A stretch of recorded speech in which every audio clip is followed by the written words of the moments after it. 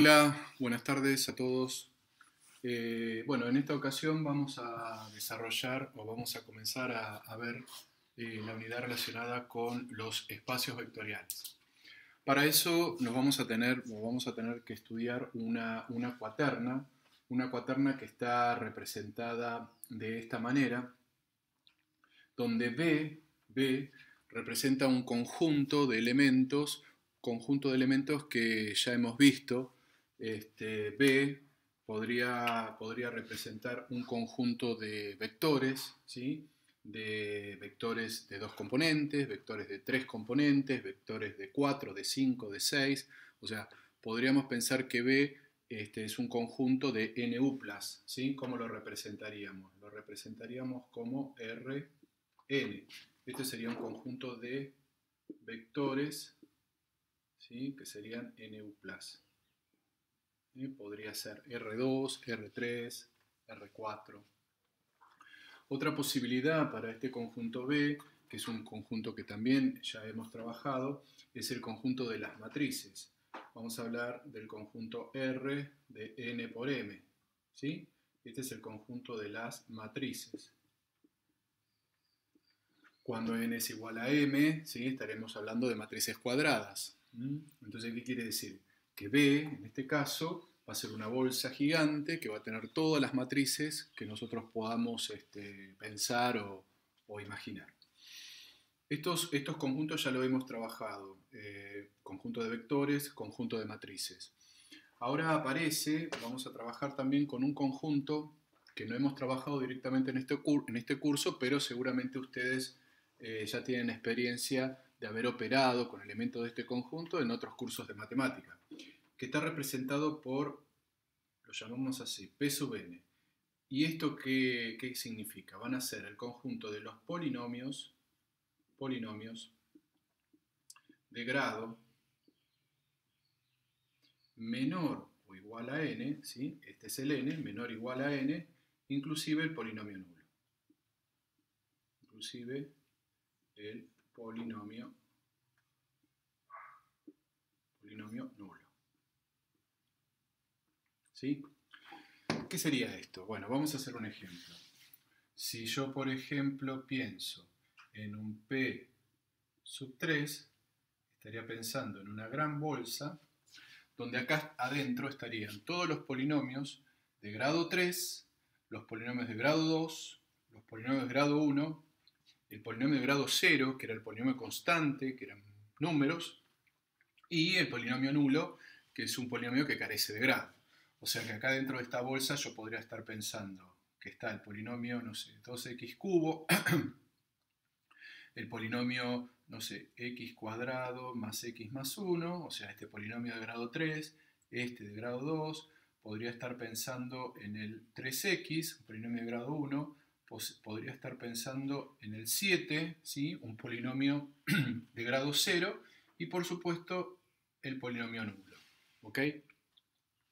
A ver, este conjunto está claro que tiene infinitos polinomios, ¿no? Porque ¿cuántos polinomios de grado 3 puedo escribir? Infinitos, ¿sí? Este es un polinomio incompleto, pero podríamos escribirlo completo, con grado 3, la indeterminada en grado 3, grado 2, grado 1, término independiente. Lo mismo con esto, ¿no? Planteamos este polinomio de grado 2, pero ¿cuántos polinomios de grado 2 podemos definir? También infinitos. Lo mismo con polinomios de grado 1, lo mismo con polinomios constantes. Y el nulo, bueno, sí, el nulo va a ser, el polinomio nulo va a ser único. Pero en definitiva, acá en esta bolsa hay un montón de polinomios. Si por ejemplo yo les pregunto, bueno, el polinomio 7x cuarta más x, ¿este polinomio pertenece a p sub 3? ¿Qué dirían ustedes? ¿Qué respuesta darían? Y bueno, este polinomio no puede estar acá, ¿por qué? Porque tiene grado 4.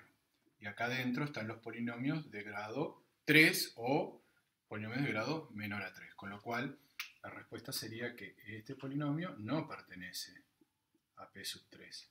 ¿Sí? Lo que podríamos decir es que este polinomio pertenece, entonces, ¿a dónde? A p sub 4. A los polinomios de grado 4 o menor que 4. Bueno, Este es el conjunto que aparece como un conjunto nuevo, entre comillas, que no lo vimos en nuestro curso, pero les repito, seguramente lo habrán visto en algún otro curso de matemática. Entonces, estábamos hablando de esta cuaterna y estábamos hablando sobre las posibilidades de este primer conjunto, el conjunto B. El segundo término de la cuaterna habla de la operación suma. ¿Y de qué operación suma? Habla de la operación suma entre elementos de B. Suma de elementos de B, o sea, suma de elementos de aquí adentro. En este caso puntual serían suma de polinomios, ¿ok? En este caso serían suma de matrices, en este caso serían suma de vectores. Bien, y este punto que aparece acá, perdón, antes del punto aparece este conjunto, ¿sí? Este conjunto decimos que es un cuerpo, porque cumple ciertas características. Vamos a trabajar con el cuerpo de los reales y representa un conjunto de escalares, ¿sí? Esto es un conjunto de escalares. Vamos a escribirlo por acá. Es un conjunto de escalares. Bien. Y este punto representa ¿qué operación? Representa la operación producto de ¿qué? De un elemento de B por un escalar, ¿sí? O sea, es producto de elemento de B por un escalar. ¿Ok? Entonces, ¿qué vamos a decir? Vamos a decir que esta estructura o esta cuaterna, planteada con un B particular que puede ser cualquiera de esos conjuntos, con la suma de elementos de B, con el cuerpo de los reales y con el producto de un elemento de B por un escalar, por un real, va a ser un espacio vectorial, va a ser un espacio vectorial, esa cuaterna, siempre y cuando cumpla estos 10 axiomas. Estos 10 axiomas están divididos en 5 axiomas que son para la suma, 5 axiomas que son para la suma y 5 axiomas que son para el producto. ¿Sí? Recuerden que cuando hablamos de suma, hablamos de suma de elementos de B. Y cuando hablamos de producto, hablamos del producto entre un elemento de B y los reales. Estas propiedades ya las hemos visto cuando vimos vectores y cuando vimos matrices. Vimos que estas propiedades se cumplían. ¿Qué quiere decir que se cumplen? Que si yo, por ejemplo, planteo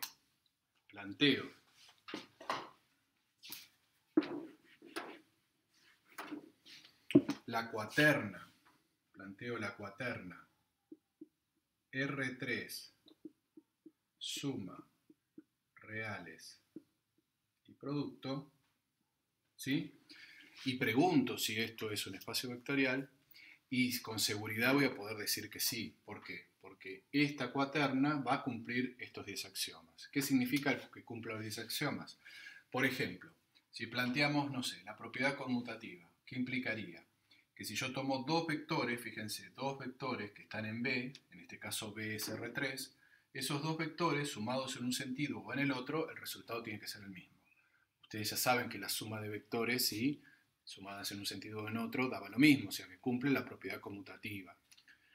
Por ejemplo, ¿tenemos algún elemento neutro dentro del conjunto B, dentro de R3, tal que para cualquier otro elemento de B, sumar con ese neutro en un sentido o en el otro da el vector que tomé? ¿Eso sucede si B es R3? Y sí, sucede. ¿Por qué? Porque el nulo de R3 es el vector nulo de 3 componentes y cualquier vector sumado a él, no importa en qué sentido, va a dar el mismo vector. O sea, está claro que estas 5 propiedades se van a cumplir y las del producto también, porque si yo, por ejemplo, tomo un escalar alfa y tomo un vector que está en B, en este caso en R3, si yo hago la cuenta vector por número, ¿sí?, el producto de un vector por un número, eso me va a seguir dando algo que está en B, o sea, me va a seguir dando algo que está en R3, o sea, me va a seguir dando un vector. Si yo multiplico un vector por un número, el resultado me va a dar un vector, no me voy a ir del conjunto B. ¿Ok? De ahora en más vamos a referirnos a estos elementos del conjunto B como vectores. Podemos pensarlos como vectores. ¿Por qué? Porque si pensamos cómo sumamos vectores, propiamente dicho, cómo sumamos matrices y cómo sumamos polinomios, si ustedes se acuerdan cómo se sumaban polinomios, que se sumaban polinomios de grados, de componentes homólogas, ¿sí? Podemos pensar que todas las operaciones suma en estos conjuntos se realiza de la misma manera, es una operación como ordenada. En las matrices, por ejemplo, si yo quiero sumar, sumo elemento a elemento por posición. En vectores también, y en polinomios también podríamos pensar lo mismo. O sea que podemos decir que estos conjuntos tienen adentro vectores, ¿sí? En forma general. Entonces, esto es un ejemplo de un espacio vectorial. Esto es un ejemplo de un espacio vectorial. Esto sería un espacio vectorial. Si quiero otro espacio vectorial, y bueno, podría estar pensando en el espacio de matrices, qué sé yo, 3 por 2, con la suma, los reales y el producto. Esto también va a ser un espacio vectorial porque seguramente va a cumplir estos 10 axiomas, ¿sí? Por ejemplo, si tomamos el de identidad, tomamos una matriz que está en B, o sea, una matriz de 3 por 2, y la multiplicamos por el número 1, que me va a dar la misma matriz. ¿Okay? O sea que esto también va a ser otro ejemplo de espacio vectorial. Entonces, en forma sintética, si a mí me dan una cuaterna y me dicen que esa cuaterna representa un espacio vectorial, ¿qué es lo que tengo que entender? Tengo que entender que hay 10 axiomas que se están cumpliendo. 5 para la suma de elementos B y 5 axiomas para el producto entre un elemento de B y un real o un escalar. Vimos ejemplos de cuaternas que son espacios vectoriales. Vamos a proponer otro ejemplo que es el siguiente. Dice justificar si esta cuaterna, o sea, donde B es R2, ¿sí? Con la suma, los reales y el producto, es un espacio vectorial. Si a mí me dicen solamente eso, si me dan esta cuaterna de los vectores de R2, con la suma, los reales y el producto para determinar si es un espacio vectorial, yo con seguridad podría decir que eso lo es, ¿sí? Porque es un conjunto que ya estuvimos analizando y sabemos que los 10 axiomas se cumplen. Ahora, si yo te debería justificar, lo que debería estar probando es que esta cuaterna cumple los 5 axiomas para la suma y los 5 axiomas para el producto. Debería, por ejemplo, para probar la ley de composición interna, tomar dos vectores de dos componentes, sumarlos en forma genérica, no tomar un ejemplo concreto, sino tomar un vector que tenga dos componentes genéricas, sumarlos y mostrar que la suma también me da un vector de dos componentes, y así con todos los axiomas. Pero el ejercicio no es así, el ejercicio me dice justificar si esta cuaterna es un espacio vectorial siendo, y ahí tengo que prestar atención, porque me dice siendo lo siguiente, fíjense, acá me está hablando de cómo se suman los elementos que están en R2. Me están definiendo una manera diferente a sumar, distinta a la que yo conozco. ¿Cuál es la forma de sumar? Si yo tengo que sumar estos dos vectores, el resultado se obtiene sumando las primeras componentes, pero en lugar de sumar las segundas componentes, la segunda componente siempre se transforma ¿en qué número? En el 1. Y la forma de multiplicar un escalar por un vector es la usual, es la que nosotros conocemos. Con lo cual, si esta operación es la usual, por tratarse de vectores de R2, ya sabemos que los 5 axiomas del producto, ¿sí?, se van a cumplir. Seguramente tendremos que estar mirando, prestando atención, si a partir de definir esta manera particular de sumar, podemos dar cumplimiento o podemos verificar el cumplimiento de los 5 axiomas referidos a la suma, que es lo distinto. ¿Cómo funciona esta operación? Vamos a hacer un ejemplo. Si yo, no sé, quiero sumar el vector 3, 5, se lo quiero sumar al vector 7, 8, según la ley esta de suma, el resultado va a ser 3 más 7, primera componente, y la segunda componente va a ser 1. O sea, no importa cuáles son las segundas componentes de los vectores que sumo, siempre el resultado va a dar 1 como segunda componente. Entonces, si pensamos en los axiomas de la suma, la ley de composición interna se va a cumplir. ¿Por qué? Porque si yo sumo dos vectores, me da otro vector del mismo lugar de R2. ¿Sí? No cambia, no me voy del conjunto B. La propiedad conmutativa también se va a cumplir, o sea, sumar en este sentido o al revés, me va a dar lo mismo. Lo que va a cambiar es que en lugar de x más x' va a dar x' más x, ¿sí? Va a ser al revés esa parte. Con lo cual la propiedad conmutativa se va a cumplir. Fijémonos en la existencia del elemento neutro. ¿Qué deberíamos estar chequeando? Que si existe un elemento neutro que está en B, o sea, tendría que tener dos componentes, vamos a proponer un elemento neutro, vamos a decir, el elemento neutro A, vector, está compuesto por A1, A2, ¿sí? Tiene componentes A1, A2. Vamos a suponer que es el neutro. Si este, que es el elemento neutro que está en B, ¿qué debería pasar? Que ese neutro más un vector cualquiera sea igual a ese vector cualquiera más el neutro y igual al vector. Si yo propongo un vector cualquiera que pertenezca a B, por ejemplo, un vector X de componentes x1, x2, ¿qué debería pasar si este es el neutro? Y bueno, por ejemplo, debería pasar que si hago A más el X, ¿sí? O sea, sería esta primera parte, esto me tendría que estar dando el vector X. A ver, vamos a ver si existe un vector con esta operación definida de suma que logre esto que enuncié yo acá.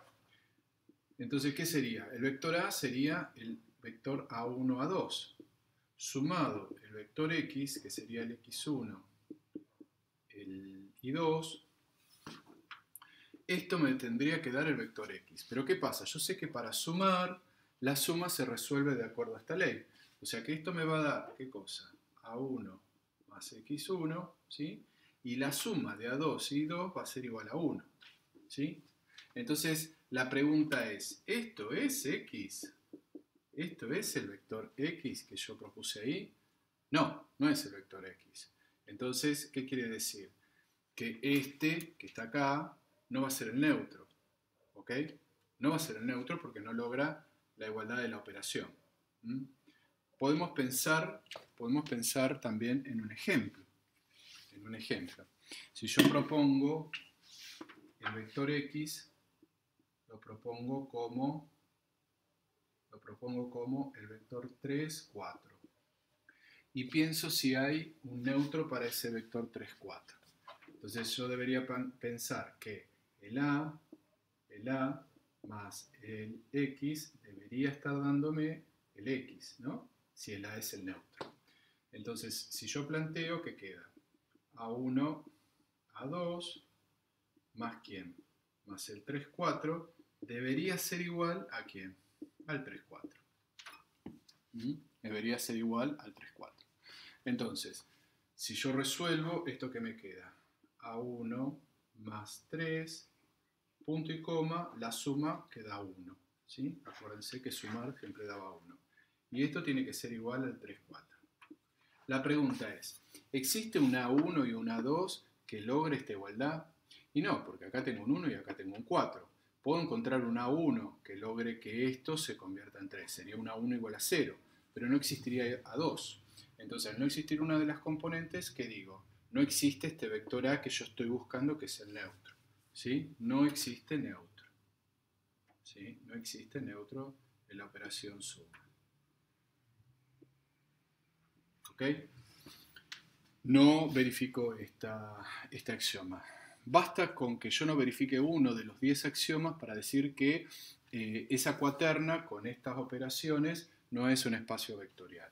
¿Sí? No es un espacio vectorial. Fíjense, vamos a ver qué pasa con la existencia de elemento neutro. La existencia de elemento opuesto. Ya neutro dijimos que no tiene. Vamos con el opuesto. En el opuesto debería pasar. Yo debería estar teniendo ahora ese vector que supongo, el A1, A2, y propongo un vector cualquiera, un X que sea igual al 3, 5, y debería pasar, ¿qué cosa? Que si yo hago, por ejemplo, el 3, 5 más el vector A1, A2, si este vector es opuesto a este, esto me tendría que estar dando el vector nulo, ¿no? Y fíjense, si yo hago la suma, de acuerdo a la ley, me queda 3 más A1, primera componente, y segunda componente me quedaría 1. Entonces, ¿qué pasa? Si esto tiene que ser igual al 0, 0, ya me doy cuenta que no existe un vector que lo logre, porque esta componente es 1. ¿Sí? Con lo cual tampoco no existe elemento de qué tipo. Elemento opuesto. Entonces, esto me habilita a decir, todo esto me habilita a decir que la cuaterna no es, ¿qué cosa? No es un espacio vectorial. Mostré dos axiomas que no se cumplen. Vuelvo a repetir, solamente con que muestre un axioma ya directamente alcanza para concluir con que la cuaterna no es un espacio vectorial. ¿Qué es importante acá? Puedo mostrar que un axioma no se cumple con un ejemplo, ¿sí? Como lo hice yo acá.